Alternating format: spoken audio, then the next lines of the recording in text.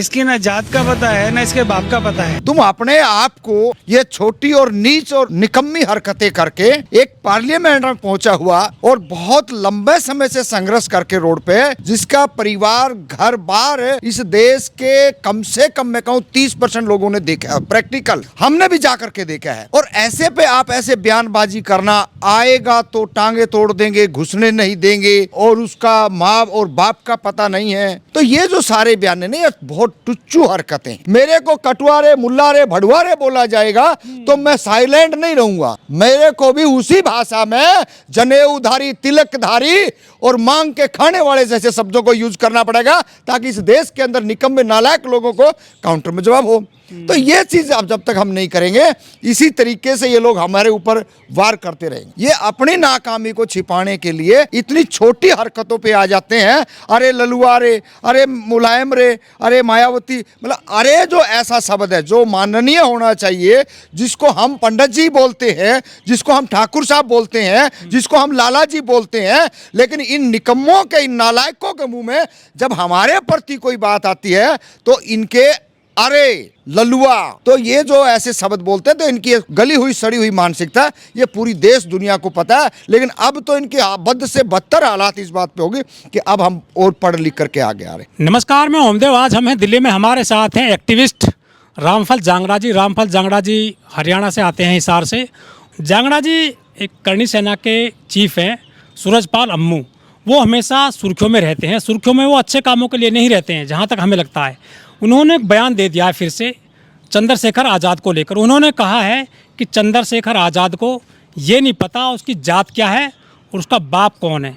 तो ये जो व्यक्तिगत तौर पर टिप्पणी की गई है चंद्रशेखर जी के लिए, क्योंकि वो एक माननीय सांसद हैं, कोई वो राह चलते कोई व्यक्ति तो है नहीं। वो 24 में नगीना जो लोकसभा सीट है वहाँ से जीते थे, उनको लाखों लोगों का वोट मिला।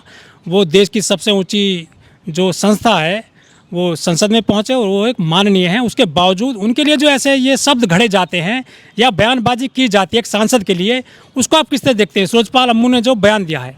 देखिए, पहले तो आपके व्यूअरों को नमस्ते, जय भीम, जय ज्योति, जय कर्पूरी।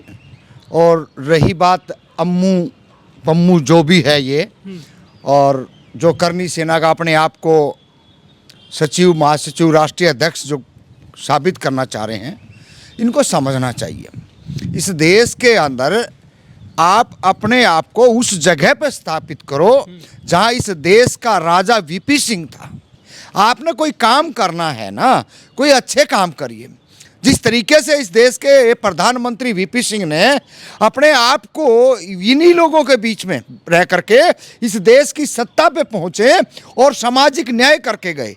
अगर हम तो ये कह रहे हैं कि वीपी सिंह के बाद में, बहुत बड़ी बयान दे रहा हूं मैं, कि वीपी सिंह के बाद में ऐसा लग रहा है कि इस देश के अंदर जो ठाकुर है, ठकुरायन है, उन्होंने ठाकुर पैदा करने बंद कर दिए।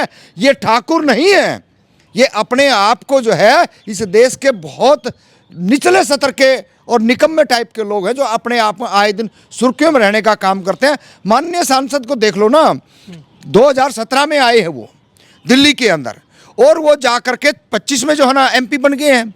तो आपने अगर कुछ सीखना है तो इस देश के तमाम लोगों ने वो सीखना चाहिए, किस तरीके से संघर्ष किया है, किस तरीके से लोगों को मोटिवेट किया है। ये बड़ी बात है, ना कि आप उसके ऊपर टीका टिप्पणी करें और ना ऐसे जो अलगन बयान देने। ये बहुत माड़ी हरकतें हैं।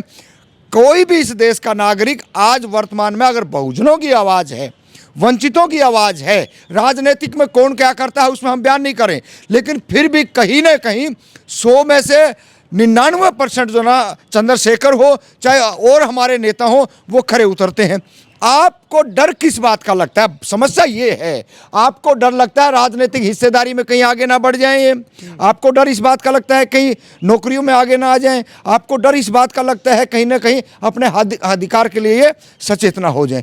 ओरिजिनल तो ये चीज़ें हैं, इनसे डर उनको है, बाकी उनको कोई खतरा नहीं है। इसी चीज़ का खतरा से लेकर बार बार उल्टे सीधे बयान देने का एक प्रयास करते हैं। और इनकी गीदड़ धमकियों से ना तो हम रुके थे और ना हम रुकने वाले हैं। ये कारवां इसी तरीके से आगे की तौर बढ़ता चलेगा। लेकिन रामफल जी, हमारे देश में करीब 750 सांसद हैं, हज़ारों विधायक हैं।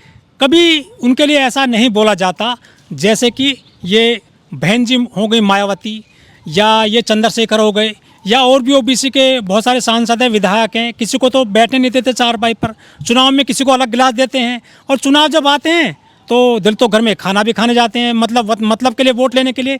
लेकिन ये हमेशा दलित जो विधायक हैं, सांसद हैं, वो ही निशाने पर क्यों हैं प्रकाश के लोगों के लिए? नहीं देखिए, ये तो सदियों से एक मानसिकता तैयार की हुई थी, और उस मानसिकता उनके जहन में बैठी हुई है।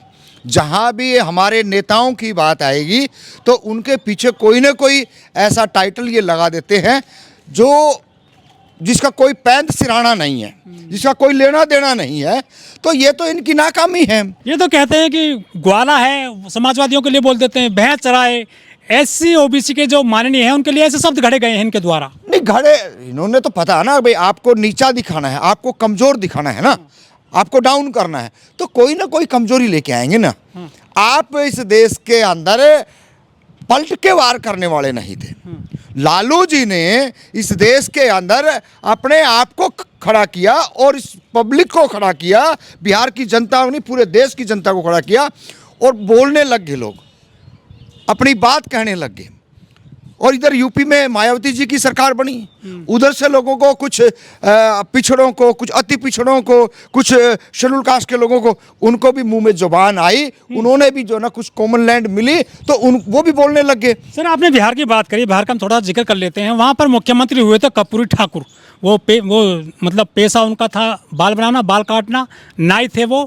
तो उनको भी जो है एक बार कह दिया था इन्हीं लोगों ने कि आरक्षण की पुड़िया कहाँ से आई, और कर्पूरी की माँ भी आई। तो ये जो मुख्यमंत्री बन जाएं, मंत्री बन जाएं, चाहे सीजीआई बन जाएं, लेकिन इनके लिए उनके मन में, दिमाग में इज्जत के जो है भाव क्यों नहीं आते हैं? नहीं देखिए, जिसके दिमाग में गंदगी भरी हो, सदियों से जो इस मानसिकता के रहे हों, ऊंच नीच का जिसने भेदभाव अपने दिमाग में पाल रखा हो, वो रहेगा। अब तो आप बोलने लग गए ना, आप भी पलट के करिए ना, आप भी उनको बोल सकते हैं। जवाब नहीं देते वापसी में, जवाब देना पड़ेगा। अगर आप ये रांडी रोना रोते रहोगे कि हमारे को इन्होंने ये कहा है, तो ये बीमारी खत्म होने वाली नहीं है। लड़ाई तो यही चल रही है देश में, यूजीसी को लेकर। देश में क्या चल रही है लड़ाई, उसी लड़ाई के पक्ष में और विरोध में खड़े होना चाहिए। तो ये भी कह रहे थे कि हम कहाँ अपमान करते हैं, लेकिन पब्लिकन उन्होंने अपमान किया था कि गधा और घोड़े एक साथ नहीं चल सकते। ये खुद उन्होंने बोला है, इनके बाबाओं ने। बिल्कुल बिल्कुल, इनके बाबा गधे और घोड़े की बात करते हैं, महिलाओं के प्रति खाली प्लॉट की बात करते हैं, और हिंदू भाई भाई की भी बात करते हैं। इनको जो शूट करता है समय के हिसाब से ये वही चलते हैं। इस देश के वंचित और शोषित लोगों को सोचना पड़ेगा, कब तक तुम इनके बंधुआ मजदूर बने रहोगे, कब तक इनकी हाँ में हाँ मिलाते रहोगे, ये तो आपका विषय है ना। लेकिन सर यहाँ पे सीजीआई बन गए, ऐसी समुदाय से आने वाले जो वो थे गवई साहब, उनको भी नहीं बख्शा इन्होंने। सबसे ऊंची सीट होती है वो किसी भी जज की देश में, उन पे जूता फेंका गया। यहाँ पर राष्ट्रपति हुए हैं रामनाथ कोविंद जी, उनको मंदिर में नहीं घुसने दिया, उनको बाहर जो है पूजा करनी पड़ी थी। ये जो आदिवासी राष्ट्रपति फिलहाल, उनको भी जो है पूजा नहीं करने दी गई थी। तो ये तो हमेशा निशाने पर रहे हैं ये लोग। नहीं, निशाने पे तो देखिए, जब आप इस देश के सुप्रीम, उससे ऊपर तो कुछ है नहीं देश के अंदर, जब वहाँ पे बैठे हुए व्यक्ति के ऊपर कोई गंदी सोच का व्यक्ति जब कोई जूता मार देता है, और उसके प्रति भी जो है इस देश के बहुजन लोगों में कोई आक्रोश नहीं पैदा होता, तो इसका मतलब है अपने आप समझ लेना चाहिए कि हमारे पास शब्द नहीं है। आपको इस देश की पार्लियामेंट घेर लेनी चाहिए थी।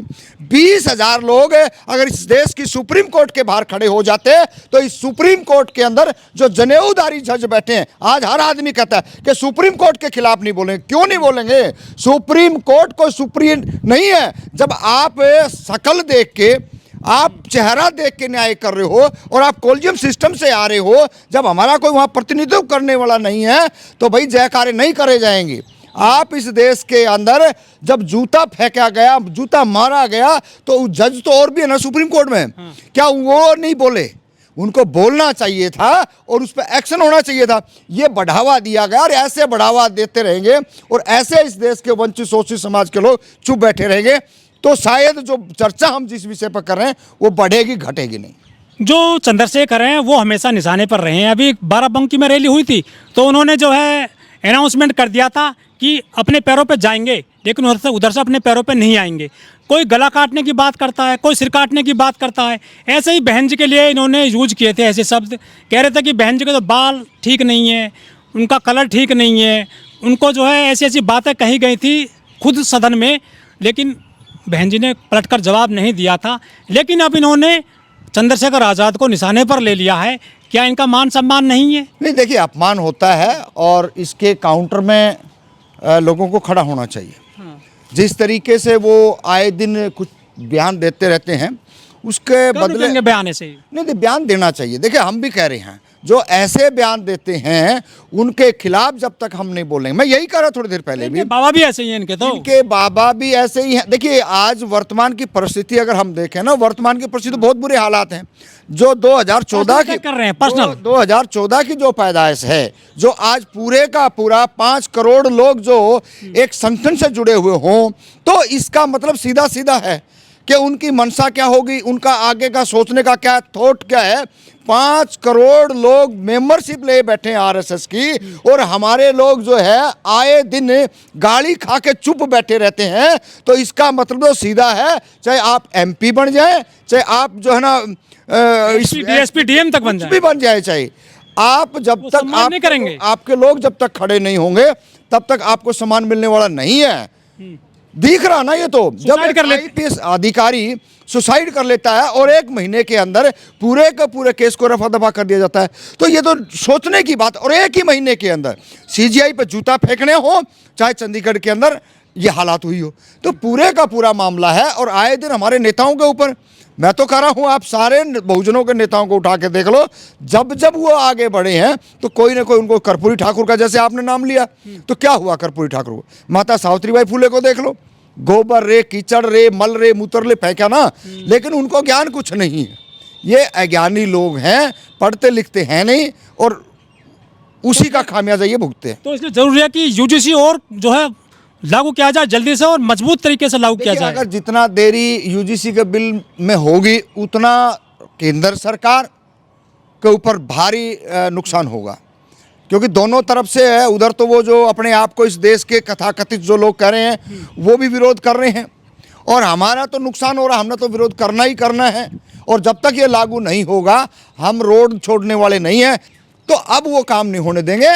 अब तो इनकी ईंट से ईंट बजाने का काम करेंगे, या तो केंद्र सरकार और इस देश के अंदर जो सुप्रीम कोर्ट में जो जज बैठे हैं, वो भी अपनी समय रहते हुए इसको सही जजमेंट दें, ना कि ये इसमें डिले करें, डेट पे डेट दें।